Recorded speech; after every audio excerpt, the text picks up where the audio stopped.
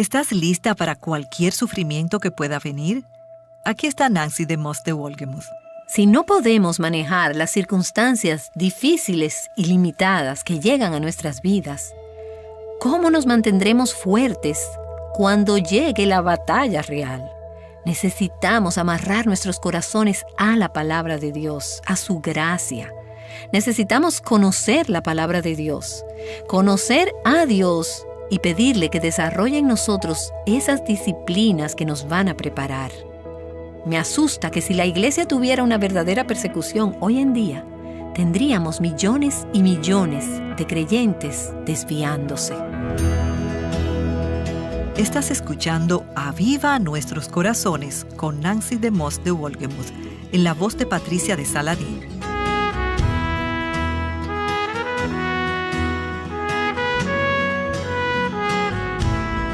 El sufrimiento es inevitable. Nancy nos ha estado llevando a través de la serie Fidelidad y Corona de Vida. Hemos visto a la iglesia ser perseguida en Esmirna y el mensaje de Jesús entregado a ellos en los primeros capítulos de Apocalipsis. Ayer nuestras amigas Kim Wagner y Holly Elliff reflejaron esto de un modo práctico para el diario vivir. Algunas familias en las festividades navideñas escogen dejar de lado su propia celebración para ir a ministrar a los necesitados de su ciudad. Esa es una manera de ayudar a sus niños a entender que siempre hay personas a nuestro alrededor que están en circunstancias muy distintas a las nuestras. Y creo que es algo muy saludable para nuestros hijos y es un equilibrio para nuestra vida normal en América.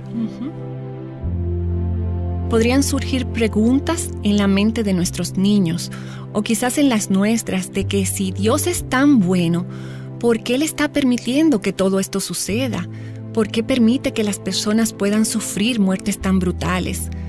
Y creo que necesitamos estar preparados para dar una respuesta a eso, para resaltar y enseñarles a nuestros hijos sobre la oportunidad y el privilegio que es dado cuando uno abraza el costo total del discipulado, de renunciar a nuestras vidas.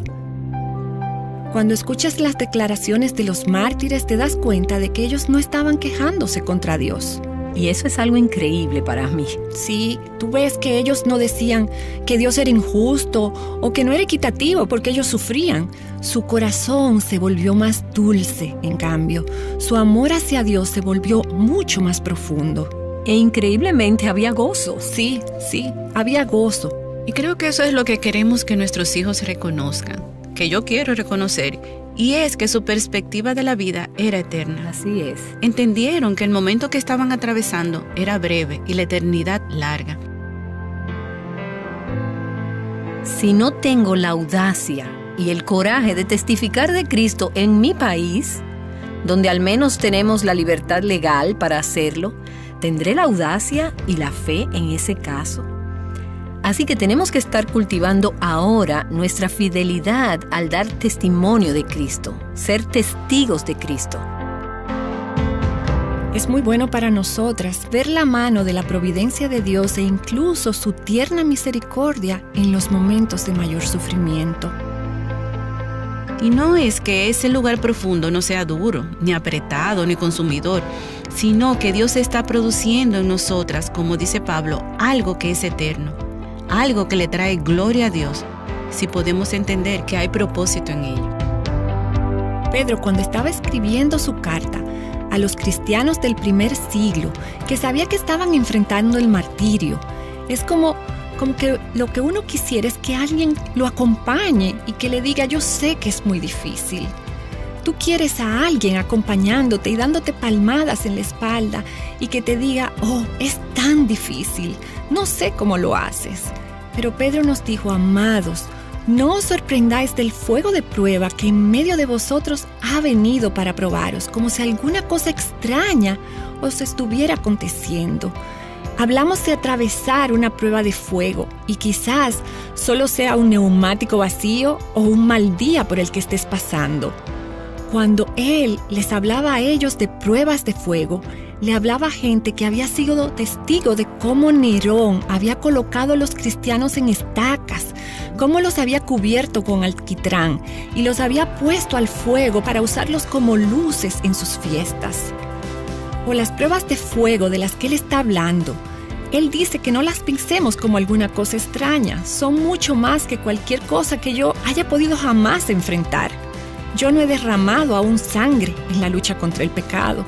Eso no quiere decir que no sea difícil, que no sea duro tomar decisiones correctas. Pero cuando leemos cosas como esas, nos ayuda en verdad a tener una perspectiva de las cosas eternas.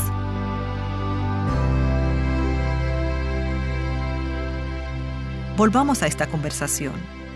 Una de las cargas de mi corazón es que de algún modo necesitamos equipar a esta generación que viene para que no sean cristianos débiles, con una teología débil. La generación en que nosotros vivimos es una generación inclinada fuertemente hacia la comodidad, la conveniencia, la afluencia, el éxito, la seguridad. Pero creo que Dios está levantando una generación más joven que debería estar dispuesta y lista para rendir y gastar sus vidas de muchas formas por el avance de Cristo y de su Evangelio. Pero hay algunos padres que quizás no están listos para esto.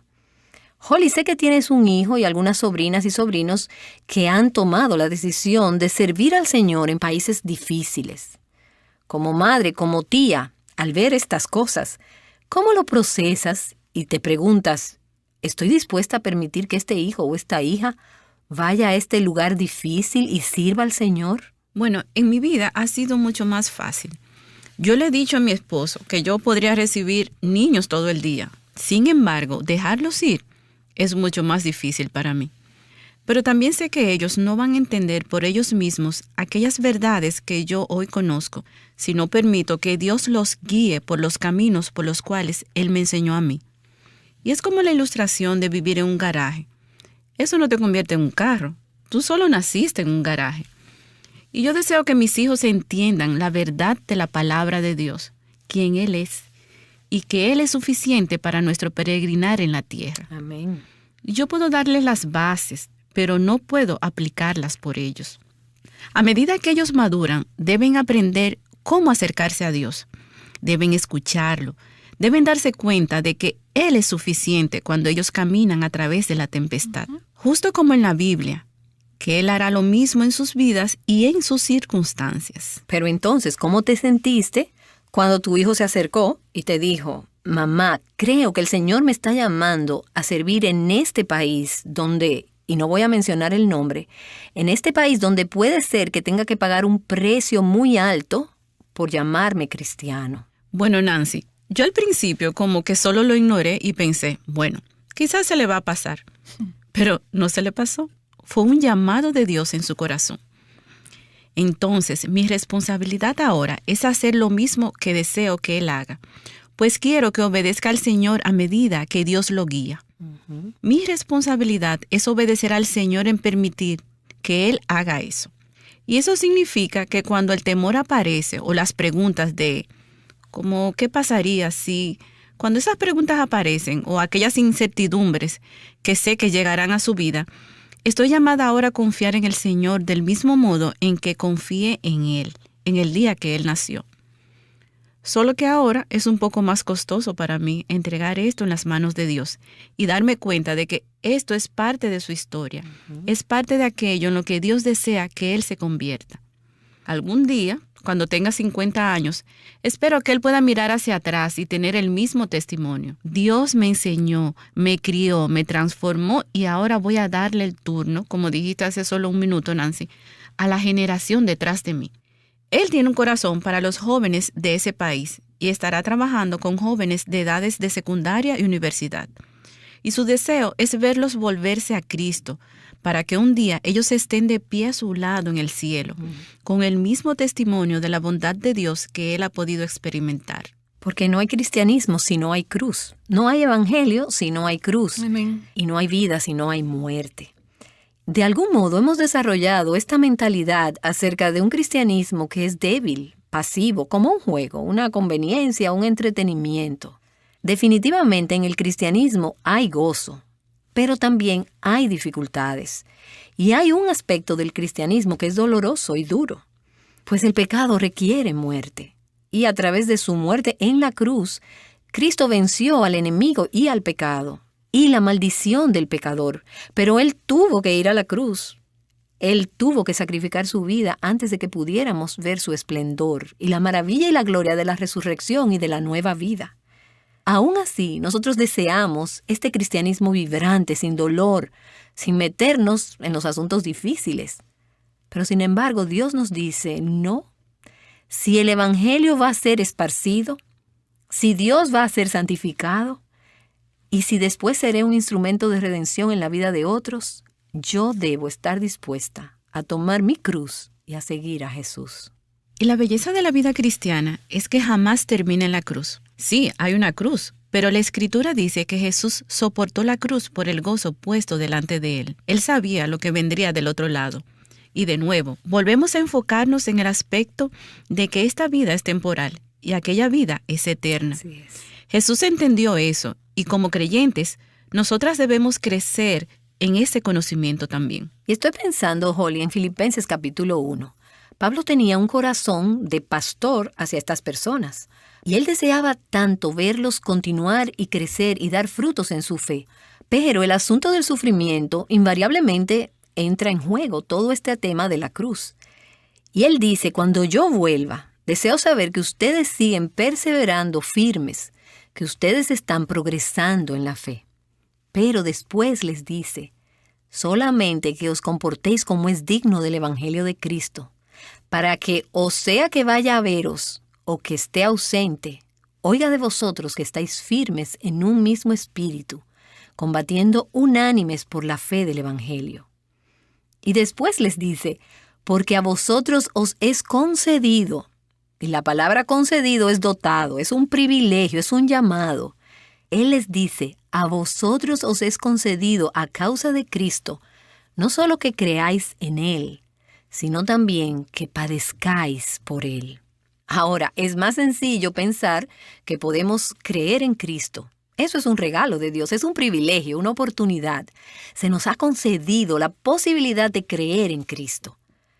Pero Pablo tenía una perspectiva que decía que cuando Dios nos llama a tribulación o pobreza o adversidad, o a ser calumniadas por la causa de Cristo, o a ser malinterpretadas o abusadas por nuestra fe, no por nuestra necedad ni por representar mal a Cristo. No, porque Pedro nos advierte sobre eso. No permitas que tu sufrimiento sea por lo que tú mereces. Sino que cuando sufres por hacer el bien, Cuando tú pierdes tu empleo por tomar una decisión correcta, Pablo dice que es un regalo. Esto se te ha concedido. Ujú. Es como un privilegio, no solamente creer en Cristo, sino también sufrir por su causa. Y es por esta razón que Santiago 1 puede decir, cuando todo tipo de pruebas y tentaciones vengan a tu vida, no los trates como intrusos, sino como amigos, pues estos prueban tu perseverancia y producen en ti el carácter y la naturaleza de Cristo.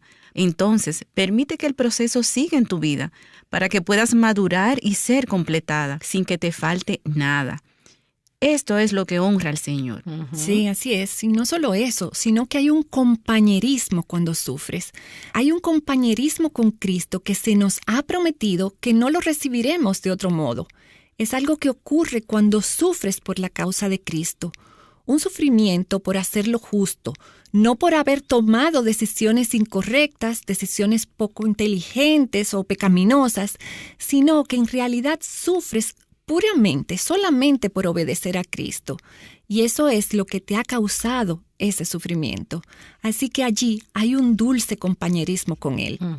Y si en medio de ese proceso te humillas en respuesta a tu gratitud por Dios, si te aferras a Él, hay un compañerismo que pienso que no podrías experimentar a menos que pases por esos períodos de sufrimiento. Entonces, eso es un regalo. Y yo he visto a algunas esposas cristianas hacer eso en su matrimonio, específicamente con no creyentes, con incrédulos, donde ellas han abrazado la flipsis, la tribulación, el sufrimiento de no ser comprendidas y de ser irrespetadas. Algunas mujeres han sido fieles en perseverar cuando no es sencillo en un matrimonio con un hombre no creyente. Y he visto desarrollada en algunas de estas mujeres esta belleza, esta mirra, esta fragancia, esta vida de Cristo, pues han entrado con Cristo en el compañerismo de sus sufrimientos. Y ahora estoy pensando en una amiga con la que hablé esta semana, que le ha estado pidiendo al Señor durante años que obre en su esposo para que ella pueda quedarse en casa con su hija, ya que él nunca había accedido a esto. Pero justo esta semana el Señor de repente revirtió sus circunstancias. Básicamente, su compañía redujo su tamaño y perdió su empleo. Yo dije, ¿qué pasó ese día? ¿Cómo respondió tu esposo? Ella me dijo, Holly, él se dirigió a mí, puso su mano en mi mejilla y me dijo, yo me encargaré de esto. Ella había estado pidiéndole al Señor por años hacer de su esposo un líder en su hogar, y Dios de repente concedió su petición. Así es. No del modo que ella le había pedido que lo hiciera, sino en medio de una circunstancia inesperada. Dios de pronto le dio lo que ella siempre le había pedido, de un modo en el que ella jamás hubiese sido capaz de planear. Hay un reconocimiento del hecho de que he escogido permitir a Dios ser exhibido en mi vida a medida que cedo a esa presión y habla a la vida de esa persona que ha tomado la misma decisión. Pues si te identificas con ellos, sabes cómo orar por ellos. Y esa profundidad en la que se encuentran, también has estado allí. Quizás no en la misma circunstancia, pero has tenido exactamente la misma presión en tu vida. Así es, y he tenido el privilegio de viajar a algunas partes del mundo donde es extremadamente difícil para las personas ser creyentes. He estado en servicios con algunos de estos creyentes y su cristianismo significa algo. Hay una plenitud, hay algo radiante, una dulzura que conocemos muy poco aquí en Occidente. Y a medida que me adentro en pasajes como estos de Apocalipsis, pienso que somos cristianas muy débiles. Conocemos tan poco de la perseverancia, la fidelidad, la lucha. Y aún así estoy convencida en mi corazón de que llegará el día en que en nuestros países será costoso ser cristiano, ser un cristiano que viva para Cristo y que sea fiel a Cristo. En algunas esferas de nuestros países ya estamos viendo que los cristianos están siendo marginados y son motivo de burla. Decimos que hay crisis económica, pero todo eso es muy relativo porque aún salimos a comer, aún podemos cubrir nuestras necesidades básicas. ¿Cómo piensan ustedes que como creyentes podemos prepararnos para que cuando lleguen esos días estemos espiritualmente firmes y hayamos ejercitado los músculos espirituales para cuando esos tiempos vengan y no nos cansemos y podamos mantenernos firmes en la prueba? ¿Cómo nos preparamos para eso?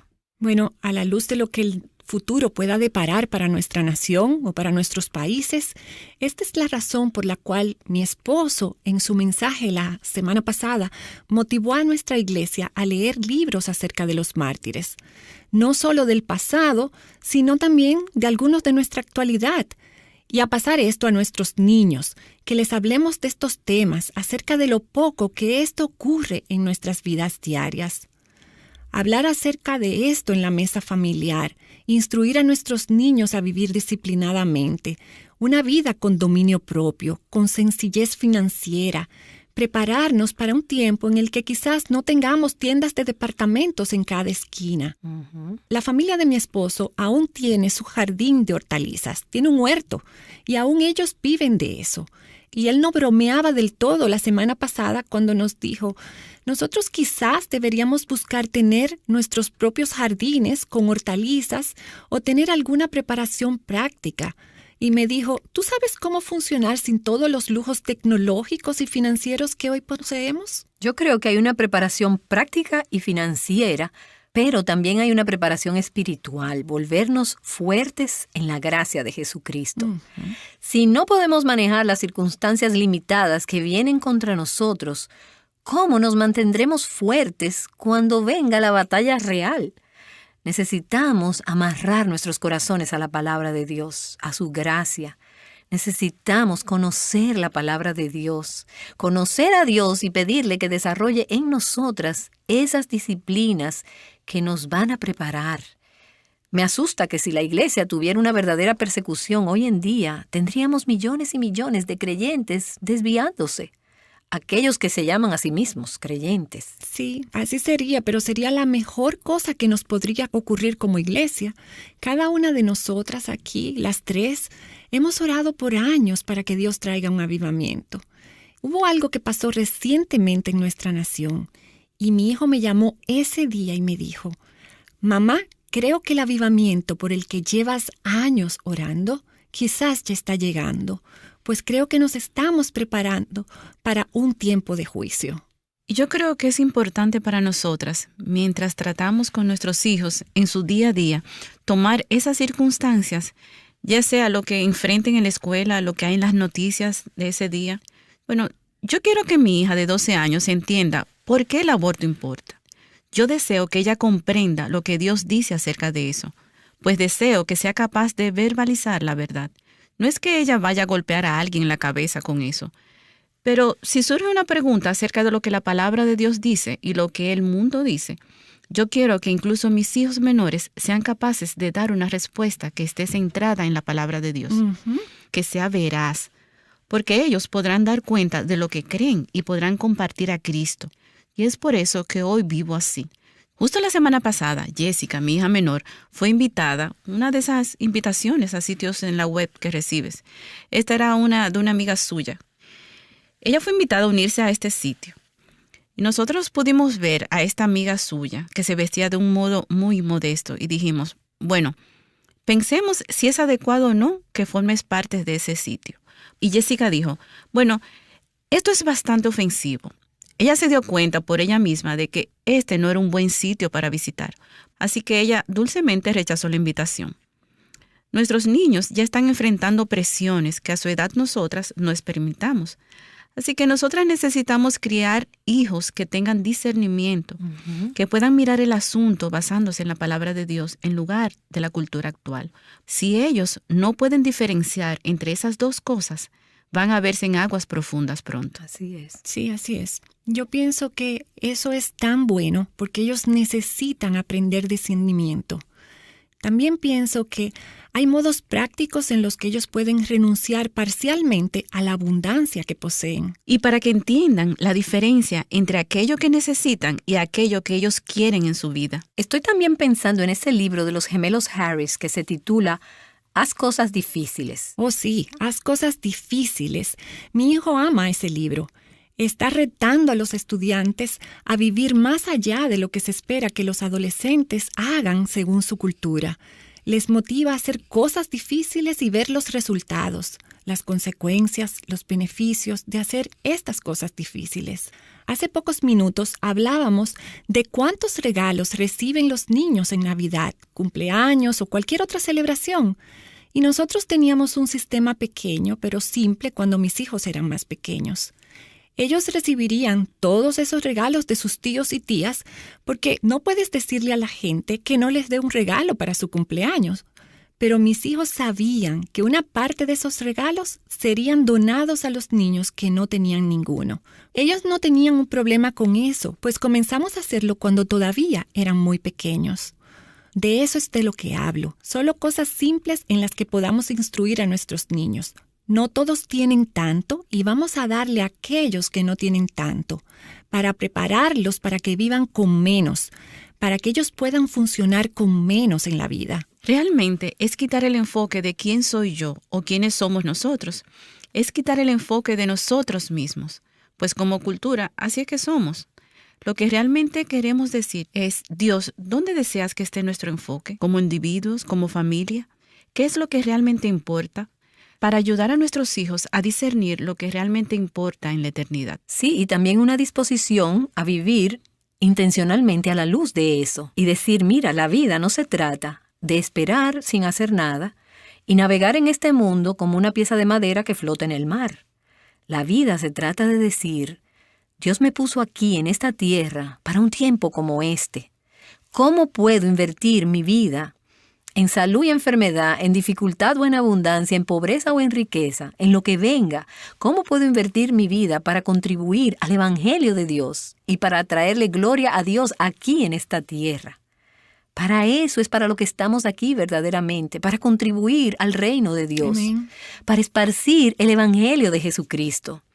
Y a veces sabemos que eso requerirá lo que requirió para la iglesia en Esmirna, y es pasar por tribulación, pobreza y afrenta.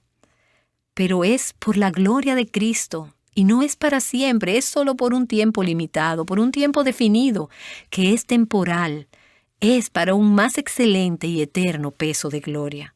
Y creo que nuestros jóvenes se levantarán para un cambio. Y me encantaría ver esta generación joven decir: mira, nosotros no vamos a desperdiciar nuestras vidas. No vamos a ir por ahí lentamente. No vamos a gastar nuestras vidas jugando cartas o recorriendo el país en nuestro vehículo. Vamos a ser intencionales en vivir nuestras vidas para la gloria de Dios y para la expansión de su reino. Creo que hay una generación más joven que viene detrás de nosotras y que seguirá ese ejemplo y ese tipo de llamado y va a decir: queremos rendir nuestras vidas a Jesucristo. Amén, estoy de acuerdo contigo, Nancy. Yo también.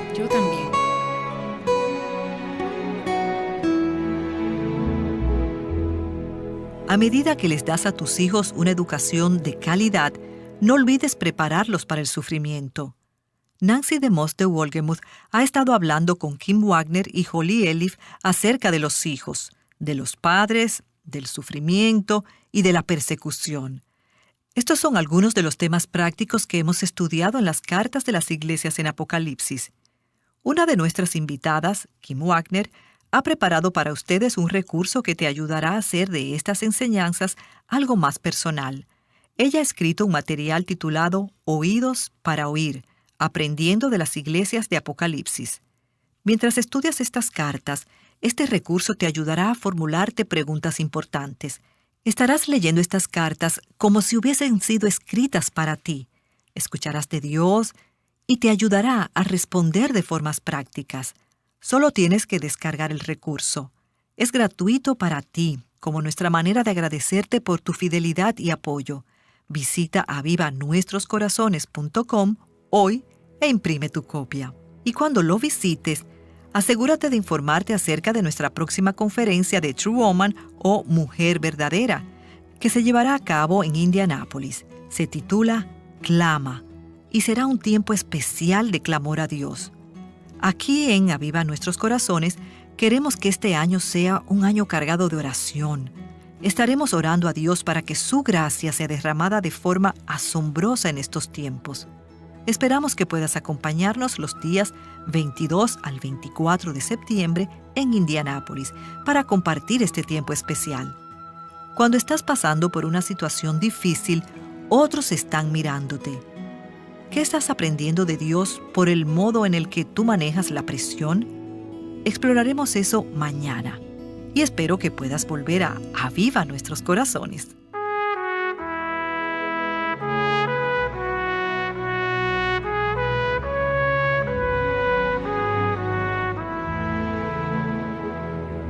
Aviva Nuestros Corazones con Nancy DeMoss de Wolgemuth es un ministerio de alcance